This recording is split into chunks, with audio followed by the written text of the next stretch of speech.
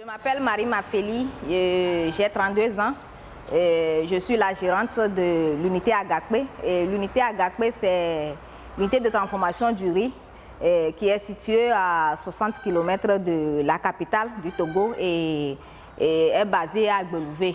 L'usine Agakpe est une usine qui a aussi pas mal d'investissements. Il y a les infrastructures. Il y a un magasin de 100 tonnes qui a été construit en 2 compartiments. Donc, la première grande compartiment, c'est pour le stockage du paddy et un petit compartiment qui est destiné au stockage du produit fini. Et pour les machines, il y a une calibreuse, une décortiqueuse, une épierreuse et une vanneuse manuelle. En ce qui concerne les opérations que nous menons ici au niveau de la transformation du riz, d'abord, il y a la collecte. L'étape collecte consiste à regrouper le produit au niveau des producteurs avant d'aller acheter. Donc cette étape, il s'agit de contacter ces producteurs, les organiser à pouvoir regrouper le riz paddy en un endroit donné. Et après cette étape de collecte, maintenant, on va sur le terrain pour faire l'achat.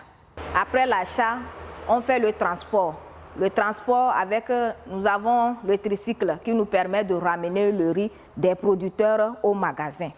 L'épierrage consiste à enlever les cailloux qui sont dans le paddy, les mottes de terre qui sont aussi dans le paddy. Donc c'est cette opération qui nous permet d'obtenir un paddy sans cailloux, sans mottes de pierre. Maintenant, après l'épierrage, nous passons au décortiquage. Donc le décortiquage nous permet d'obtenir le riz blanc. Après cette étape de décortiquage, on doit trier le riz. Et là, on engage les dames qui viennent, ils font le triage. On veut, après tout, avoir un produit homogène. Donc, on enlève tout ce qui n'est pas blanc. Comme riz, on enlève tout, pas de triage et c'est manuel, on n'a pas de machine pour ça. Après le triage, maintenant, on passe au vannage. Donc, la machine qui est là permet de vanner le riz. On a un produit propre. Le produit propre passe maintenant à la calibreuse. Donc là-bas, c'est le produit propre qu'on met. Et au niveau du calibrage, c'est pour séparer les catégories du riz. Actuellement, notre calibreuse qu'on a, on a 4 trous. Mais à notre niveau ici, vu la rentabilité de l'activité et le marché aussi que nous pénétrons, on est obligé de faire sortir 2 catégories de riz.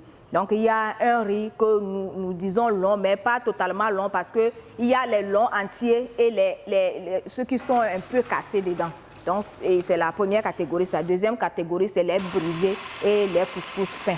Donc c'est les 2 catégories que nous faisons sortir. Donc après l'étape calibrage, on met ça dans les sacs, c'est-à-dire le conditionnement.